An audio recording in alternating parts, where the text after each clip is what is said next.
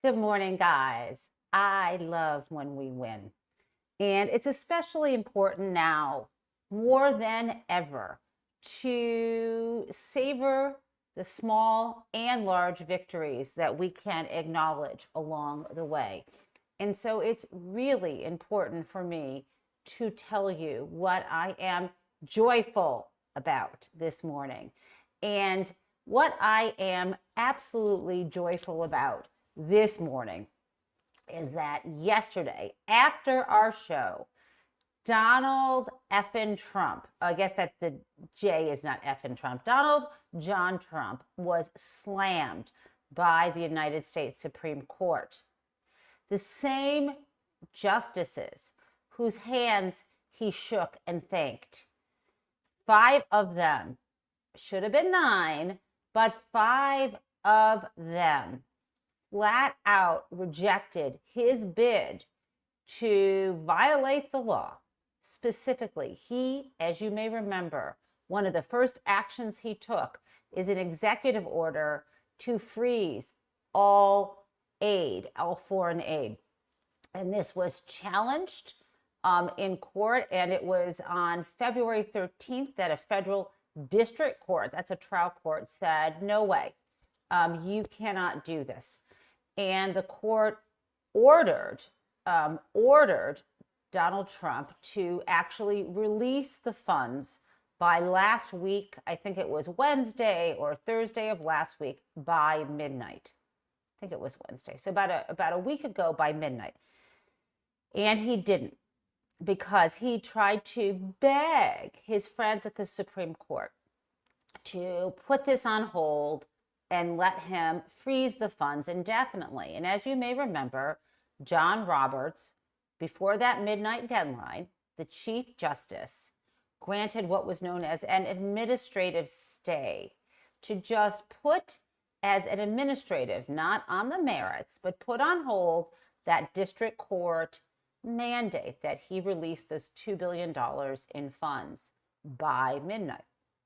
Now, this is more than about $2 billion. This is about this bigger idea that Donald Trump thinks that he can essentially violate the law and ignore both the Constitution and federal statutes that say, listen, Congress passed a law to allocate funds.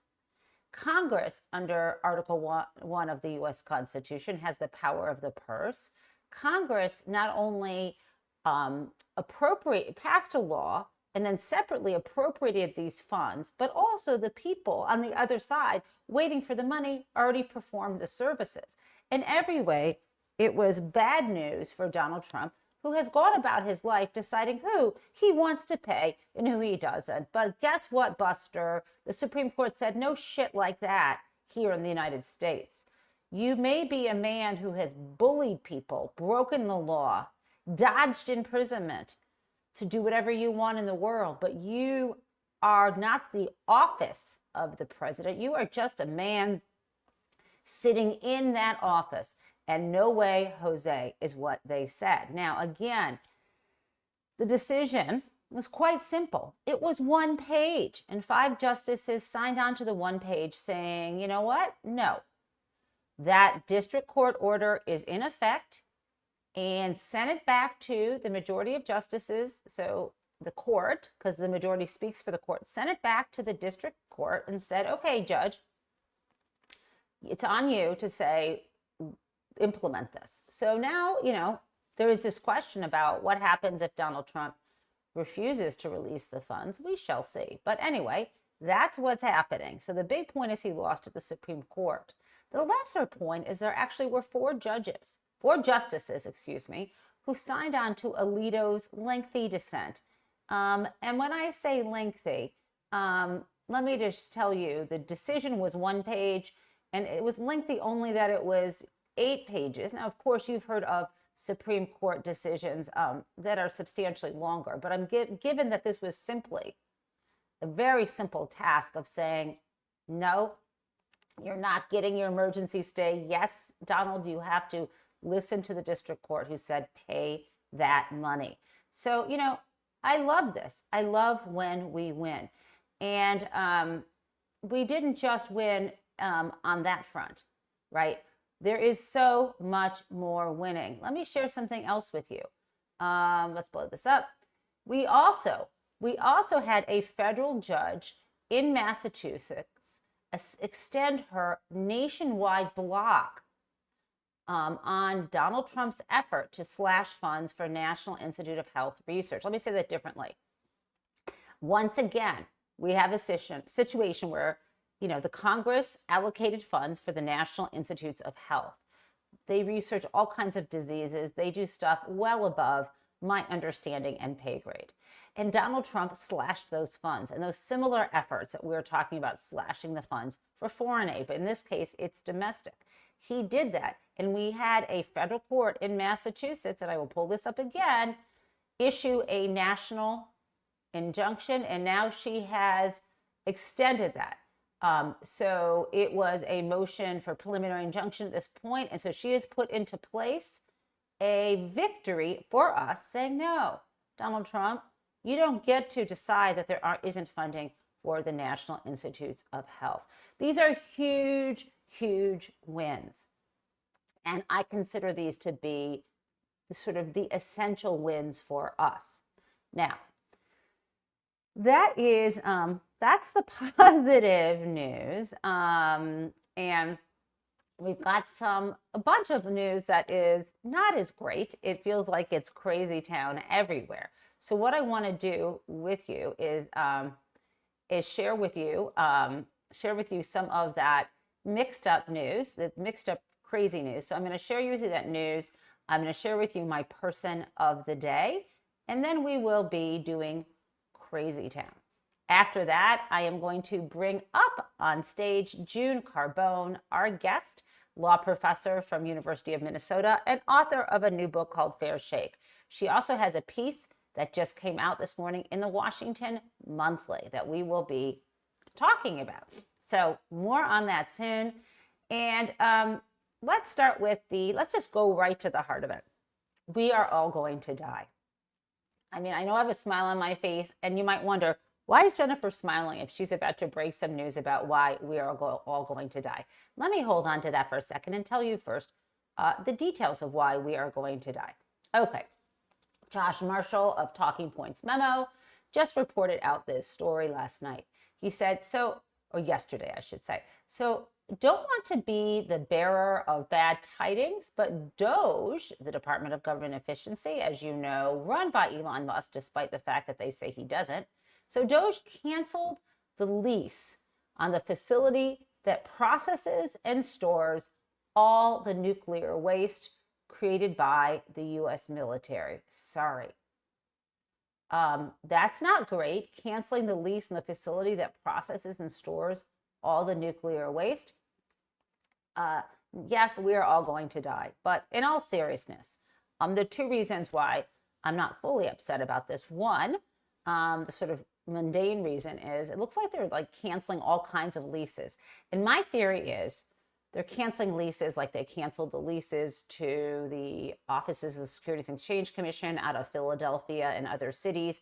My theory is that if you cancel the lease, even if they plan to renew it later in the summer, let's say the lease ends in August, that's what I'm thinking of with one of them, they can right now record all these future savings, even though it's bullshit. I think it's cooking the books, but in this case, it's going to cook us with a nuclear fallout if we don't store that shit properly. Now, why am I also not upset? I'm also not upset because ultimately, we're all going to die one day anyway. And last night I gave in and ate an entire pint, and I've never done this in my life, an entire pint of ice cream. I bought some Americone Dream because my flight was canceled. And I'm like, what am I going to do? And I had to do some work. And so I thought, I'll just scoop this into a dish, have a little nice portion. But I just sat there working, and I was working on something for a full hour, just spoon feeding myself Americone Dream. So, as a result, I am drinking my coffee black this morning, I swear to you, and I don't usually do that, and it tastes good, and I think that's because there's ice cream running through my veins. But why does this make me happy? People say at the end of your life, you know what? You should have had that piece of cake. And That's true. I mean, I don't want to eat ice cream 24/7 because I actually want to feel good and I don't want to spike my glycemic index and have like diabetic shock or anything. But you know what? If we're going to die, if we are all going to die, and if it happens today, I've had my ice cream. So that's that. Okay. But what else is going on? Since I just told you we are all going to die, I think I should also cheer you up with something. Okay. This is hysterical. Alina Habba, special advisor to the president, tweeted out, nothing can ever stop this man from fighting for our country. And David Simon, in response, said, bone spurs. Is that not perfect? That is my LOL of the day. Now, there's other interesting news before we get to the hero and of the day. I guess I could say the person of the day, but I like calling them the hero of the day. There's also some news that I think you'll enjoy. So remember way back in COVID, there were members of the military who refused to get vaccinated. And, you know, if you're in the military, you have to get vaccinated for so much. And you certainly suspend so many of your civil liberties and freedom when you join the military, because you are, you know, it's command and control and you're going out there risking your life. And there's a lot you do to be in spaces with other people, including getting vaccinated. So you may remember that people were fired because they wouldn't get vaccinated. And you may also remember that Donald Trump, sort of in this flourish of F you to everybody who wanted vaccines, said, you know, and anyone who was fired, you know, should have their job back and should not be punished for having been fired in the military. Well, it turns out, guys, that a lot of them were fakers. Yes, it was pretextual. They wanted to get out and they used that as an excuse. Let's look at this. This is insane. Okay. This is Fred Wellman, and you may know him from over on the Midas Touch. He goes, I'm dying. Okay, let me just go back. So here's the headline first in AP. Marines and soldiers discharged for refusing the COVID-19 vaccine show limited interest in rejoining. Officials say roughly 650 Marines, only 650 Marines and Army soldiers who were forced out of the military for refusing to get COVID vaccine have so far expressed little interest in rejoining. So Fred goes, I'm dying. None of them actually want to go back in. They wanted to get out. The vaccine was the perfect excuse. Anyhow, so that is his theory. You know, I don't know how many, you know, it may be that they don't want to get back in because they think they'll be condemned for that choice. And it also may be that it was an excuse. But I thought that was really interesting. Now, also, let's talk on the happy news front. Yesterday, I believe it was, there was a hearing in the House, which you know is run by Republicans, trying to bring to the hearing, I believe, mayors of sanctuary cities that includes like New York and other cities, to run them over the coals, I guess, or rack them over the coals. I don't have that right. Anyway, to run them through a gauntlet of questions, right? And I'm not going to play for you anything the Republicans asked them, because what's interesting to me is something that Rep. Jasmine Crockett asked, as well as Rep. Raj Krishnamurthy. So let me show you Jasmine Crockett kicking ass and asking questions. Remember, she has a bunch of mayors at a table in front of her in this hearing room.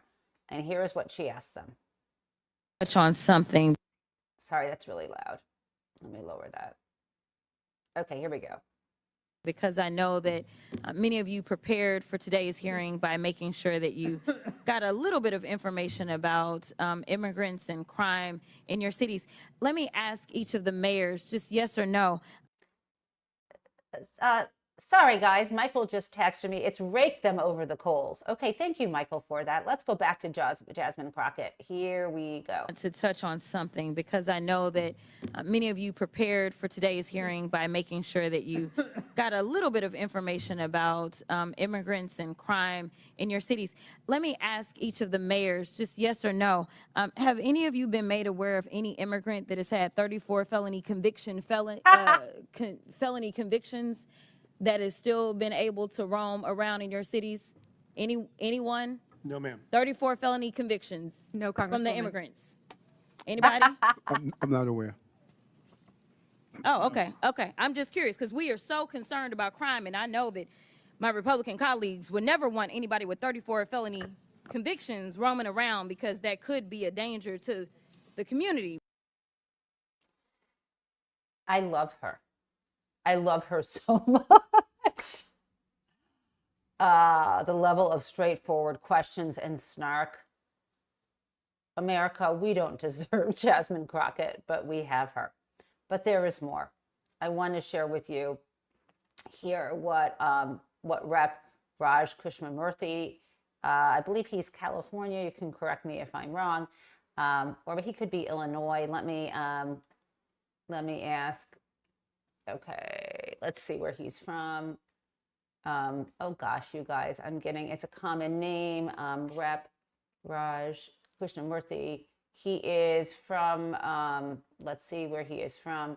Of course, guys, about our district. Let's see. Contact our district office. The 8th district of what? Oh my God, you guys. Can someone please tell me his, here we go. It's Illinois. I was right the second time around. He is from Illinois. Okay, he did a great job at that same hearing. Let's play that. Trump, if you're watching this hearing, I respectfully ask, when will egg costs be high enough for you to issue one executive order on bird flu? $10 a carton, $15 a carton. It'll soon be cheaper to buy a magazine for an AK-47 than to buy breakfast. This is flat out wrong. Yeah, how about those eggs? So what I love that I don't know if it came fully across to you, they decided to redirect the attention at this hearing from its pretextual bogus attempt to trash immigrants to focus on what should be focused on. Obviously, Crockett is saying we're blaming people who immigrate here, whether they are documented or not, for crime. You guys care about crime? You've got a convicted felon in the White House, 34 felony counts. And then Krishnamurthy is saying, why are you guys not doing anything about bird flu? Not just because the prices of eggs, but because of all of our safety. So I think that is critical. Now, I have got, let me just remove that from my studio. I have got a couple other things. Now, I see June Carbone is in the waiting room, so she gets to see how the show, our person of the day, and she will also see Crazy Town, which is so exciting. But I've got a few things to set up here. One more absolutely fun thing is let's talk about the weather. So Tony Pan is a meteorologist, and I love that he put this up yesterday. You know that Donald Trump wants to kill NOAA, the National Oceanographic Administration. I don't know what the acronym is, but let me just say this. I think this spells it out clearly for maybe not all of you, because I think you know how this works. If you read the book, The Fifth Risk by Michael Lewis, or you understand where the data comes that ends up coming out of the mouths of people on your TV or on weather.com or on your phone. Okay, Tony says, okay, I guess I have to address this. The information on your phone app comes from data provided by NOAA for free. NOAA, yes, that government agency, gathers weather data through daily balloon launches and feeds it into the modeling. So your phone can tell you it's going to rain tomorrow. Saying we don't need NOAA or the National Weather Service because I can see the weather on my phone is like saying we don't need farmers because I can just go to the grocery store. End of rant. You may continue scrolling. Oh my God. I think that's worthwhile, not for us here, but maybe for your annoying brother-in-law or cousin or uncle. I think this is really important to share with people, but not in such a condescending way, or maybe in a flippant condescending way, because otherwise they may not pay attention to you. Now, I think, okay, so I think I'm going to save Crazy Town for the end of the show so I can get to June on time. But I do want to share of course, our hero, our person of the day, and then also set up this interview with June. So our person of the day is a French senator, someone from the Senate in France, who's also in the EU Parliament. And friends, I am not, I think you probably know this, I am not a French speaker. I took Spanish in high school and I know a little bit of Mandarin Chinese. Ni hao, that's about all I do. But this is going to be easy for you to understand because I'm going to start out first with a screenshot. Okay, so this is French Senator Claude Malhuret, and he said in French, but here's the translation: Washington has become Nero's court. You know, Nero, Roman emperor, guys. Okay, Washington has become Nero's court with an incendiary emperor, submissive courtiers, and a jester high on ketamine. We were at war with a dictator. We are now at war with a dictator backed by a traitor. So maybe June speaks French, and I know some of you may. I want to play this for you in the original French because there is no translation, and it's so nice to hear the words that you can actually hear. You can hear Nero, you can hear ketamine, and you can hear the disdain of this French senator. Let's play it. Washington est devenu la cour de Néron, un empereur incendiaire, des courtisans soumis et un bouffon sous kétamine chargé de l'épuration de la fonction publique. C'est un drame pour le monde libre, mais c'est d'abord un drame pour les États-Unis. Le message de Trump est que rien ne sert d'être son allié puisqu'il ne vous défendra pas. Okay, that's all I'm playing for you in the French. But if you do speak French, go to my Blue Sky page. I have shared this and you can see the full statement. It's astonishingly gorgeous in the French, and it's astonishingly disappointing and frightening for us that this is how we are seen by our allies on the world stage. Okay, so one last legal thing, and then the setup to June. So, you know, I began the show with so much winning, how the U.S. Supreme Court had slammed Donald Trump and said the district court's order, I should say slammed, 5-4, had slammed Donald Trump and said, you need to follow the district court order and release those $2 billion in funds to foreign recipients because, you know, they didn't give the reason, but they said, listen to the district court. And we know what the reasoning is. Right now, it's a preliminary effort, but it's based on likelihood to succeed on the merits, meaning this is a violation of law. There was a statute passed, Congress had appropriated these funds, et cetera, et cetera, et cetera. And we've been through some of that. So here's the deal. The other day, Pam Bondi, Attorney General, thought she was going to win. So she is the opposite of our person of the day. She is our annoyance of the day. Let's play. Attorney General Bondi, can you get this to the Supreme Court? I mean, how does this end? Here, Trump, all he's saying is he wants to review, he wants to pause federal funding in some areas, not all, pause federal funding for a review. He's not even cutting yet, and these judges won't let him have a review. Now, there's something terribly wrong about that. Well, Larry, first of all, there's a reason why they don't want the president to see the money. There's a reason why they don't want us to know where all this money's been going. It's massive. The fraud is massive. I think the crimes attached to it that we're going to find are unprecedented. And that's why the Supreme Court is backing us up. They're going to back us up. True story, Pam Bondi. Supreme Court did not back you up. And that was with the foreign aid. And as we just spoke about earlier, a federal judge issued a preliminary injunction extending the nationwide ban on Trump pulling the funding for the National Institute of Health. So yeah, you're not winning. Now, June Carbone, as I mentioned, is coming on to talk about two things. Her important book called Fair Shake, as well as a piece she has out today in the Washington Monthly, focusing on the New Boys Club and the way in which this kind of machismo is not to say a little bit, but incredibly out of control in America. And in light of that, I want to share with you the kind of language. This is the kind of language that you are seeing Trump surrogates use. And you know he's told them to insert these kinds of words to show a kind of masculinity. This comes into play with also the threats to invade Mexico, the very genocidal language, frightening language Trump is using about Gaza, as well as efforts to try to crush Canada and make it a state. So I'm going to bring June on stage right now. And then I'm going to play this for her and let her comment. So welcome, my friends, June Carbone, law professor from University of Minnesota. Here we go.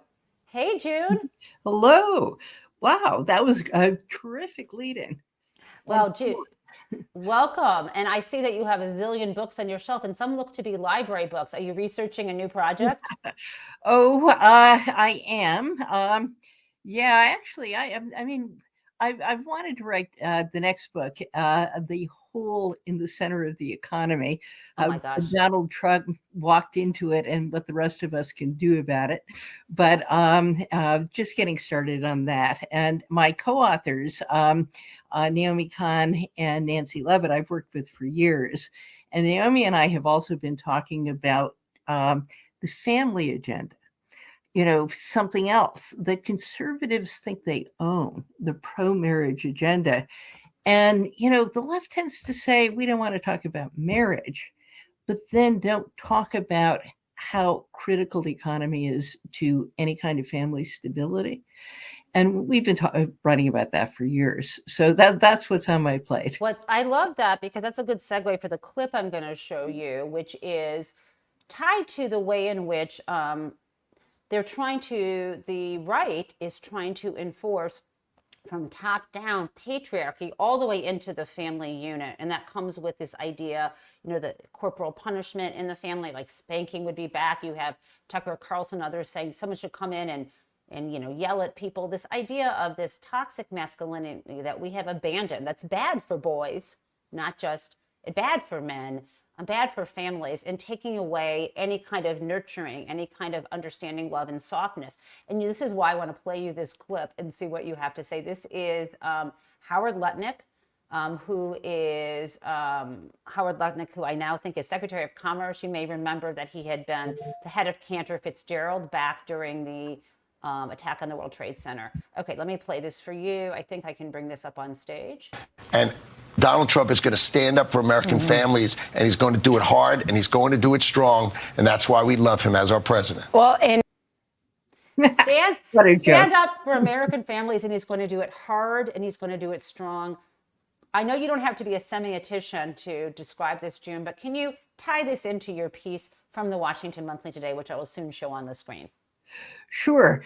So, you know, one of the jokes is that Mark Zuckerberg is talking about how corporate America is soft. And corporate America is the start of the problem.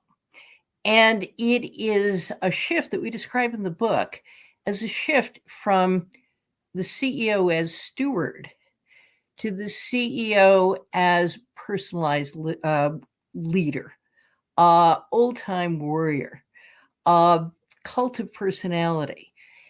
Ellen Greenspan in the 2000s described CEOs as dictators admiringly. Ellen Greenspan, the former head of the Fed, the maestro, and a follower of Ayn Rand.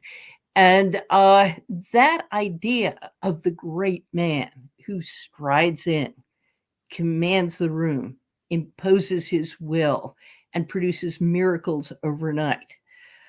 Their books, The Charismatic CEO, right, or, you know, why do so many men create such disasters? There's a book on that too, about the same charismatic CEO. And it starts with Jack Welch. And Welch is fascinating because, you know, in the 50s and 60s, there is the idea of the CEO as steward.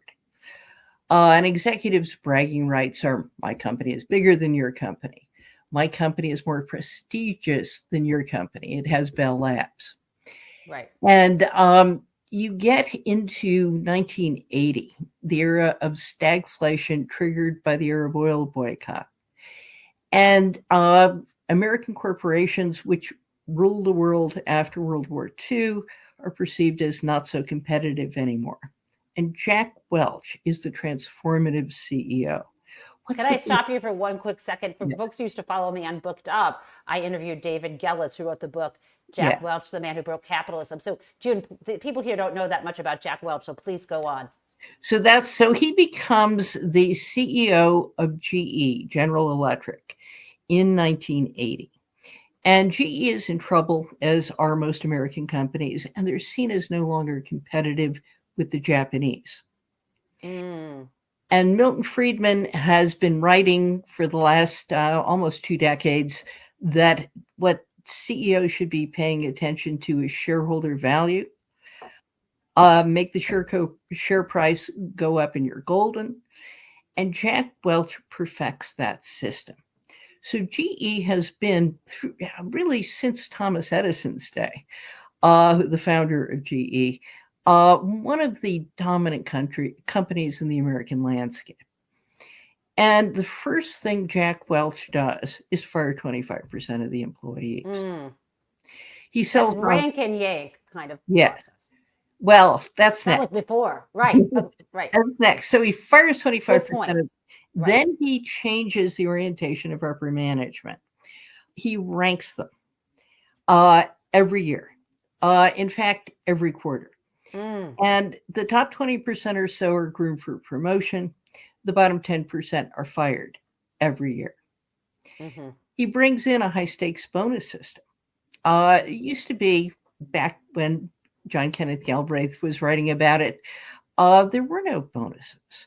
And the committee was the high point of governance. It meant the car guys talked to the ad guys. That constituted diversity back in the 60s. But the idea was collaboration. The sum is greater, the whole is greater than the sum of the parts. Right. Jack Welch changes that. What he does, again, instead of promotion of the next in line, he delights in reaching down into the ranks, and he wants executives who are brimming with confidence. They will break through the bureaucracy, the old boys, and he lets them do whatever they want, so long as they meet their numbers. Make your numbers do anything you want. Okay. And what are the numbers? The numbers are quarterly earnings. You announce high quarterly earnings, it boosts share price. You boost share price, your bonus goes up. And just let me stop you here. I know you and I know earnings, but for those who don't use that term, that means the profits, right? And every quarter you show the profits going up, never down, and which is kind of a magic trick, but that's another issue, maybe for a bill. Well, but that's the key to the whole system. So if you reach down into the ranks, get people are aggressive, ambitious, amoral, and say to them, your bonus depends on the numbers. Guess what happens to the numbers? They're always on target, June. So again, what is the system? First, to get rid of a lot of people. And if you have a high stakes ranking system, anybody who complains, sour grapes, marked for dismissal. Jack Welch bragged in 2014 in the Wall Street Journal, you can use this system to get anything you want. What he doesn't say is what you want. It may be illegal. Earnings management is arguably securities fraud. Let's back up with your saying that when June uses the term earnings management, that means, the quarters. Let's say the quarter is like our calendar year, January, February, March, whatever. So let's say in the fourth quarter, it's going to end December 31st.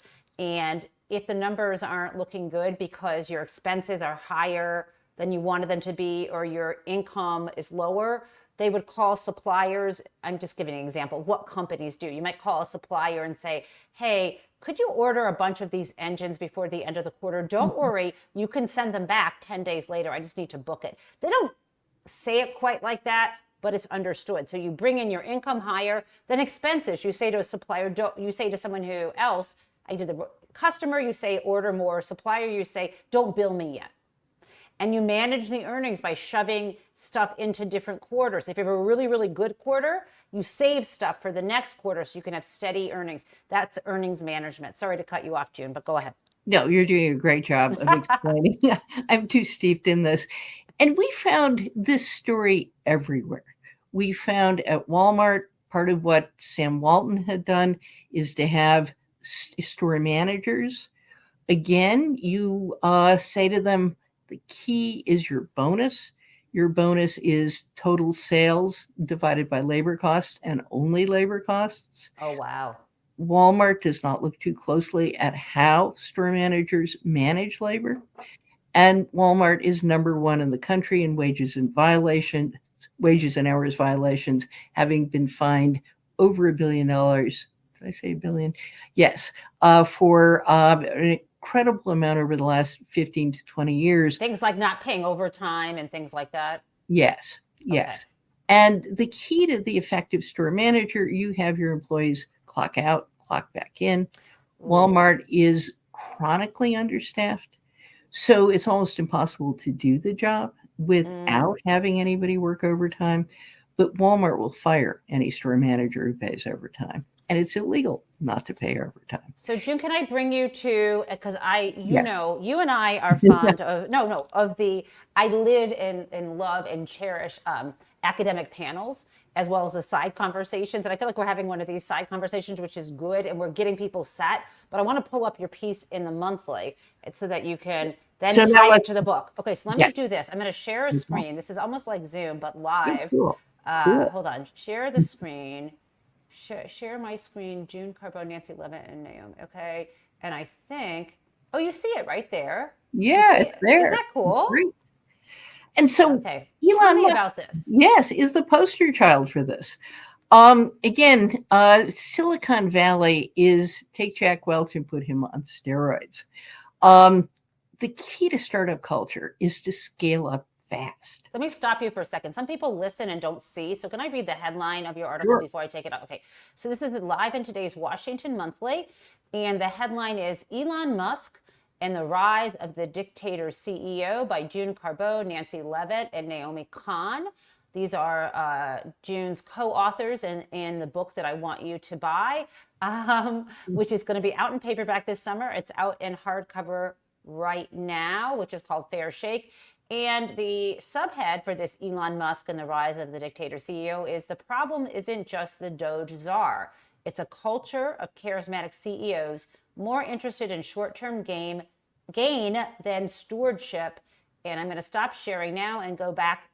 So please, one thing you should do. Oh, you know what I'm going to do? I'm going to drop that link into our chat, guys, so you guys can click on it and read it. And those who are watching later, you can see it from the live chat. Okay, so June. Thank you. So this is what June's saying out loud to us is what she's describing in this piece in the Washington Post. And so now you're tying it into Elon Musk and where we are, and then you'll bring it back to your book. So go for it. Washington Monthly. The Post, sadly, is not what it used to be. So that idea, the CEO strides in, that's established companies. In startup world, the key is 0 to 60 as soon as you can get there. Take Uber. I love Uber. I prefer it to taxi companies. Uber had a great app. They began in San Francisco. They called it a taxi company. The taxi companies got mad. It violated all the laws about taxi companies. So they created a new company that didn't use the word taxi. But Kalanick's MO is you move into a new area. You scale up as fast as possible. You pay no attention to established laws or regulations governing ride-sharing services. And then when the taxis fight back, when they take you to court, when they go before the hearings about whether or not Uber is going to be allowed at the local airport, they have such a loyal customer base, you can't stop them. And that's been Musk's, the way Musk does everything. Mm-hmm. Take Tesla. One can admire Tesla. But the key to Tesla is beating production estimates. And he did it by being dictator of the company, by driving his workers, by firing anybody who got in his way. And the ramping up of production was at the expense of quality control. And so we opened the book, which is before before Trump was elected. We opened the book with a Tesla employee who finds a product safety defect and reports it and has a way to fix it. What do? Eventually they fire her because she is in the way of what the CEO wants. So that's the mindset. And I want to stop here for one quick thing, which is, because we've talked about Musk here before, and I even showed clips from an annual meeting, but it's not just, so June is describing this, and like she says, there's something sometimes to admire about disruption. Like, we like the less frictionate nature of using, these rideshare apps. That's not what we're talking about necessarily, because when you throw everything to the side, there are victims. Safety is a victim. People's wages are a victim. But the other thing is, he's not doing it. Elon's not just doing this because it's so exciting to do this. As June and I well know, he tried to get $55 billion in a pay package for his work. So basically, he's stealing from the employees who get cheated. He's stealing from others to enrich himself, to really line his pocketbook. And it's not about buying another yacht. It's about buying a country. And this is the problem. This, links not to talk about my work on white collar crime, but this is the idea of using crime, using shirking regulations in order to gain more money and power.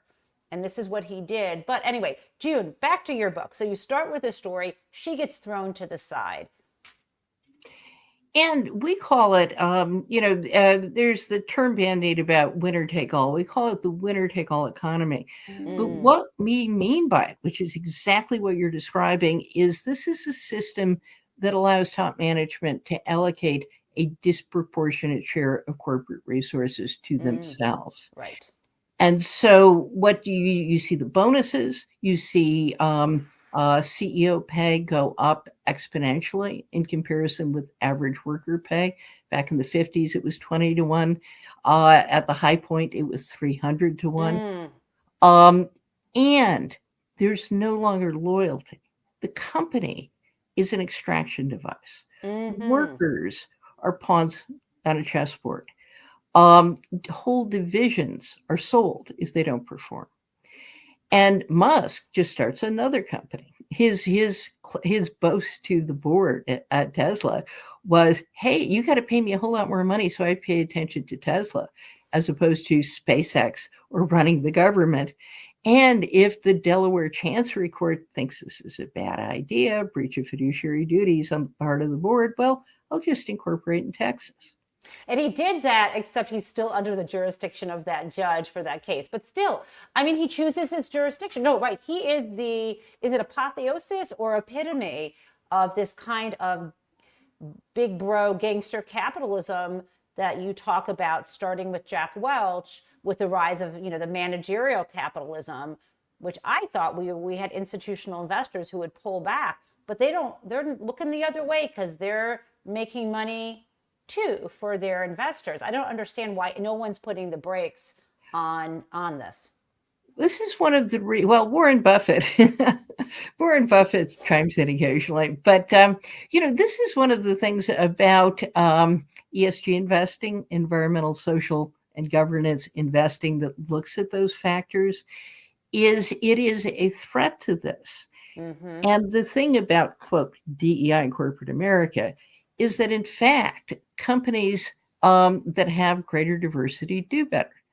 So the stunning figure is 10% of Fortune 500 companies now have female CEOs, and that 10% outperforms the 90% substantially.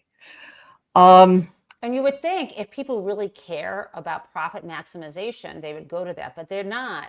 Profit maximization is, I believe, beneath something else, which is if you create the gender and race hierarchy, then you can keep stealing from in subordinating, poor white men. I mean, this is worse than the Southern strategy. It's kind of keep subordinating these folks because at least they have a woman they can kick around or someone of a different race they can subordinate themselves. I mean, that's the only reason why I could think that capitalism would want less successful companies. But June, what is your theory? Because I think about this a lot. Well, we spent a lot of time looking at this in the book. And again, it's a system of personalized power. The thing about women, that's why we call it the New Boys Club. The new boys outflank the old boys, who are the guardians of the traditional order.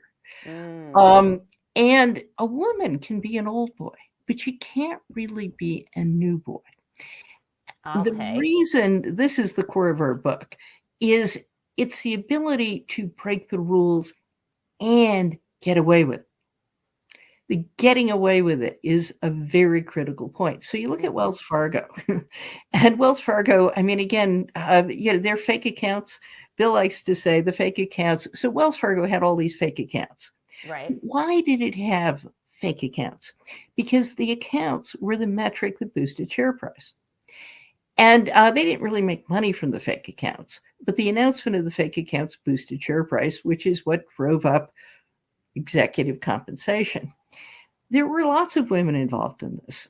This is community banking. Women are the center of community banking. Wonderful study by Mark Egan at Harvard Business School and his colleagues showing women were less likely to commit fraud. This is throughout finance, but let me get to the punchline. Women are in general less likely to commit fraud or misconduct of the kind that shows up in FINRA, a mandatory reporting service. They are more likely to be fired when they do, less likely to be rehired, and number one in the country for gender disparities in termination associated with misconduct, Wells Fargo. Again, more likely to fire the women, even though the misconduct they commit is not as egregious. Why not? Because the misconduct is baked into the system.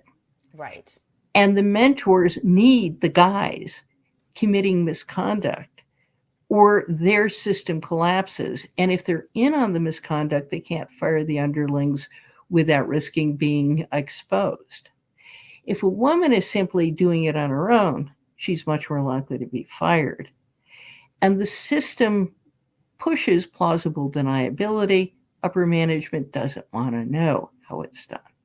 So June, I'm stopping for 1 second because it's important for me that people know about Fair Shake, and published by the great publishing house Simon & Schuster. Even though I'm a Viking Penguin Random House or Viking, I always call it Penguin House, Random Penguin House. Okay, so this is her book, Naomi Kahn, June Carbone, and Nancy Levitt. It looks like they have ordered their names alphabetically, which is very egalitarian.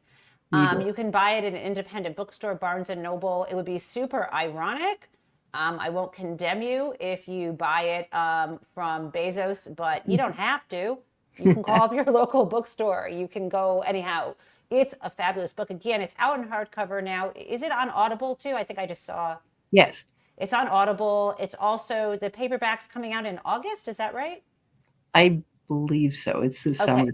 And for my academic friends, you can order it for your library, university library, which is what I'm going to do as soon as I have a moment, because they should also have a copy. So June, we're going to do Crazy Town together, but before we get to the end of the show, I know that it might not be on your list of things to do every day to find something that inspires you despite the situation we're in. But your book is called Fair Shake, and it does have positive messages about what we could do or should do to turn this around. So can you tell our listeners and viewers, what is the recipe going forward? What can we do to make this better? Well, one of the fascinating things is what's going on in Silicon Valley. So nobody knows, but Silicon Valley had a boom, peaked just before COVID, that was as large in dollar amount as the 90s .com boom. And then it had a bust driven by higher interest rates. 78% of startups failed in I think it was 2023. But when you look, the women-run startups did better. One of the reasons they did better is they don't burn through cash as quickly, partly because the CEOs don't pay themselves as much. We need to pay ourselves more. No. Well, and this is it. The number of women in Silicon Valley, the number of women founders has increased in number quite dramatically. The percentage of venture capital money going to women-only startups has remained under 3%. But they do better, and they do different things. And one of the things that is inspiring is, especially in the biotech space, there are women who are doing really fascinating things, again, with new technology, and they're less likely to be frauds. In part because Elizabeth Holmes is in jail. Some women, again, they don't get away with it. Right. You can find women who will commit fraud. It is harder to find women who succeed at the level of an Elon Musk. But the biotech space is fascinating. I spent some time teaching about assisted reproduction, and there is a woman-run company that is about to have a new form of IVF that looks like it will be, fewer hormones, less toxic on the body, eventually eventually we hope cheaper. And she's just, ahead of the competition in doing this. And that's a space, it's harder to commit fraud because the FDA does keep tabs on this stuff and will put you in jail. You can kill people in the biotech space. Now, I think Elon Musk, I think one of the consequences of what Elon Musk is doing is we may be discovering, oh my God, the federal government is everywhere. The federal government does a lot of things like NOAA, like the weather that we depend on. The people doing this work are not getting, mega bonuses. And they're motivated by a different set of values. And they're invisible. Mm-hmm. And so making visible the federal government, as you know, is so much less corrupt than private industry. And a big reason is that if you study insurance, I teach property. I've looked at title insurance. And there are a few states, I think Iowa has a state-run insurance system. Now, that system does better than private insurance. What government is best at is moving money from one pocket to another pocket. Social Security is more competently run than most pension systems. Oh, for sure. And the reason is because there's no temptation to cheat.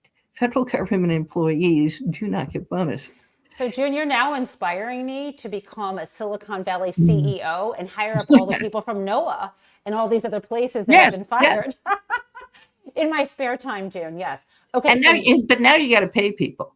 Oh, and you churn employees. I mean, the way Silicon Valley startups make their money is the founders and the early employees get stock options. Right. So when the company goes public, you get rich. Right. So that also is the temptation to cook the books. So, June, you're going to participate in Crazy Town, which, let me tell you, I think you've watched the show. Just play some funny music and I'll show you a clip. So let's do that. I do my little dance. Poor June. She's like, Jennifer used to be a respectable academic. What the hell is she doing? Okay. Or maybe not. Okay. So let us play this together. This is Peter Navarro getting, you're laughing. So Peter Navarro, who was, of course, a convicted felon because of contempt, I believe, of Congress, and of course was pardoned by Donald Trump, and now he is an advisor. And he has a few screws loose being, well, just listen to this. I think he thinks that Canada is overrun by Mexican gangs, but let's take a listen, June. I think this is fun. But I don't want to contribute to that. What I want to say to every world leader who gets up in arms when all we're asking for is fairness and to have them stop killing our people is, please listen to us. Canada could do a lot more. Canada has been taken over, Brett, by Mexican cartels. They bring up these pill presses and printers and the. Okay, June. If Canada is being overrun by Mexican gangs, I just want to point out there's only one place in the United States where Canada is south of the United States. That's here where I am in Detroit, right? As you know, Windsor swings under. But for the most part, in order to get to, well, and even so, if you want to get from Mexico to Canada, you would have to go through the United States. So first of all. Second of all, June, it's crazy what they're saying. They can say anything. Talk about failing up. Last comments for us about this Trump regime. Will it ever end, and will it end soon and not as badly like with a nuclear holocaust? Here's my pitch. When we went back and looked, looked historically, the problem that causes this isn't just Trump. And it isn't just Trump's supporters who view him as the second coming. It's corporate America. So what corporate America did is the end of loyalty. End of loyalty. That is so true. Thank you. Go ahead. And when we look at what's wrong with the family, volatility in income, having insecure employment is a disruptor for families. If you look at what's wrong with men and boys, it's the inability to get secure jobs. That's right. And if you actually talk to men, the men who voted for Trump because he would make the economy better, that's what they want. They want secure jobs. So we want security, less volatility. Of course, investors have that volatility index they can do. So we want security. We want good jobs. In terms of families, whatever form and shape they take, I really like your idea of centering families and reclaiming the family. Because when you look at, the marriage divide is a class divide. And the thing that drives it are men who feel they're losing in today's society. That's right. Men who feel they're losing behave badly. Laid off men, even men who were, good husbands before they got laid off, are right there with alcoholics as the most likely to engage in domestic violence. When you look at the trajectories, as we do, of what breaks up a family, married or unmarried, it's he loses his job, he loses overtime, he's suffering a status loss. He comes home, he sits in front of the TV. Laid off men help out less at home than fully employed men. You see a cascade of issues that exacerbate relationship tensions. And this is a story of class, but it's also a story of economic precarity. That's what's wrong with the family. And I love this, June. So I think I want that labor motto of shared prosperity, lifting families. And I know that you're not a gender essentialist, and this isn't, all families. No, but when you look at the data, we are talking about men wanting to provide in a certain way. And their definition of providing is most often financial providing, safety providing. Again, not everybody, of course. And when you take that sense of purpose away from somebody, depression sinks in. Go ahead, June. Where do you find the one place I get pushback when I tell this story? College campuses. Faculty husbands are great. Again, you often see in college towns faculty husbands who are, again, great men.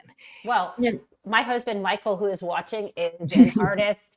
I wouldn't call him I guess he is a faculty husband.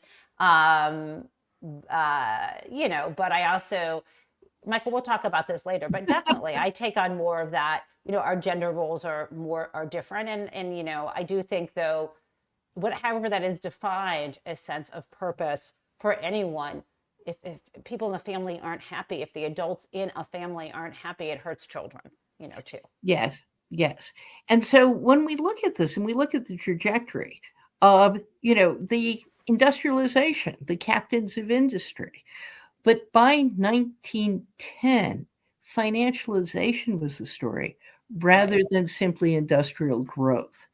And when you say, how did we fix it? Piketty's book shook me to the core.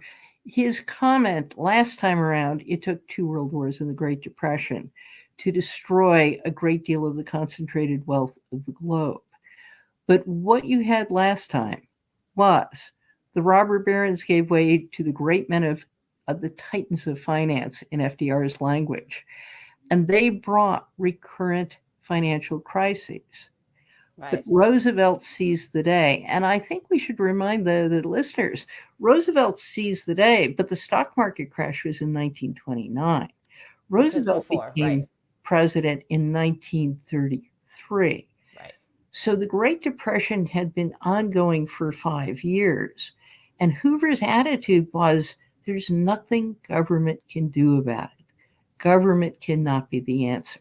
So now we have to close the show because my moderators are going to leave me. But government, is the answer. And the problem right now is this dismantling of the administrative state and not reducing fraud and abuse, actually creating fraud and abuse. Guys, let's thank June for being here, and we will play her out with Crazy Town. Here we go, I think.